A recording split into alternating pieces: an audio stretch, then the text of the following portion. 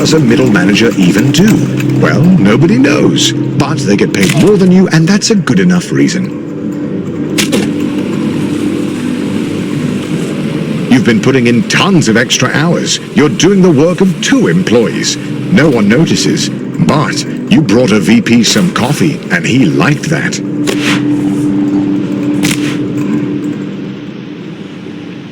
You land a dinner with one of the executives. He likes you. Not because you do good work, but because he's also bald. Middle management feels a little closer. You land the perfect handshake in the hallway. It echoes across the floor. It's the talk of the office for a week. This is the kind of thing that gets you promoted.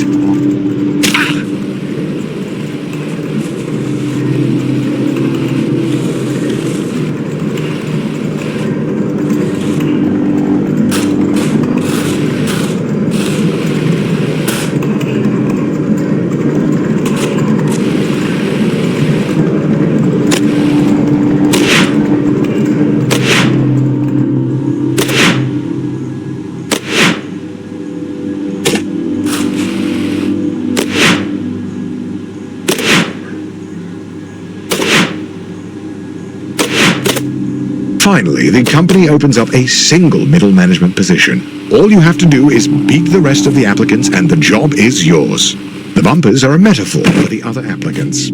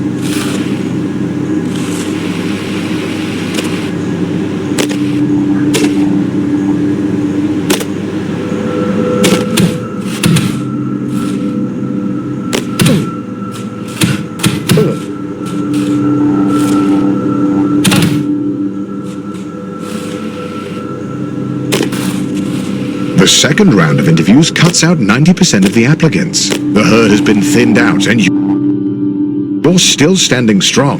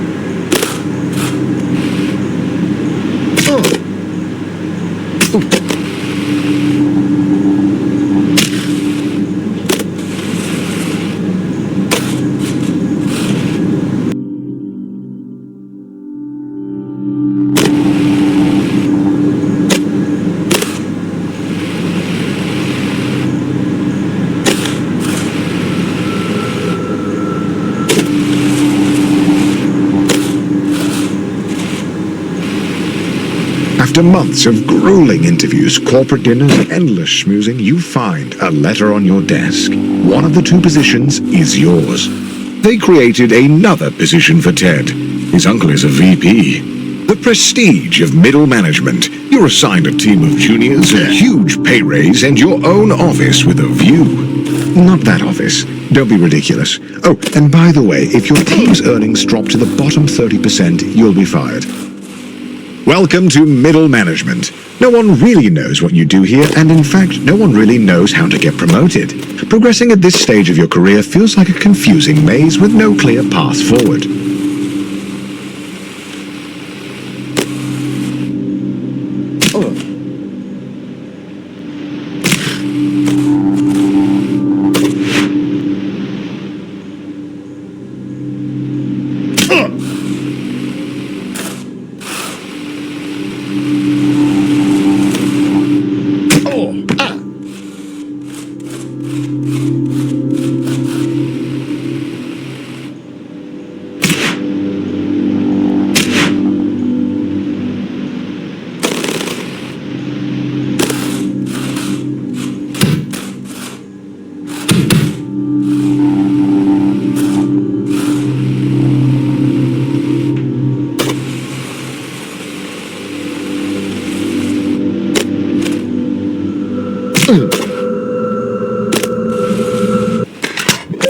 The Grind Set. Welcome back to The Grind Set, the only business-minded podcast that gets you real results. You sound kind of down, Chaz.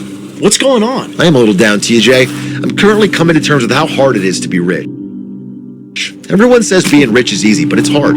Harder than being poor. That's for damn sure. Because they don't tell you about all the enemies you make when you're rich. People trying to slander you on social media, exclude you from their social wine mixers, and probably most commonly, attempt to poison you. Oh man, I couldn't believe how much poisoning happens at the top. It really is a problem. For beta males. Sigmas like me stay one step ahead by constantly building up a tolerance to deadly poisons. You see this? I've been personally microdosing deadly nightshade for the past 3.5 weeks.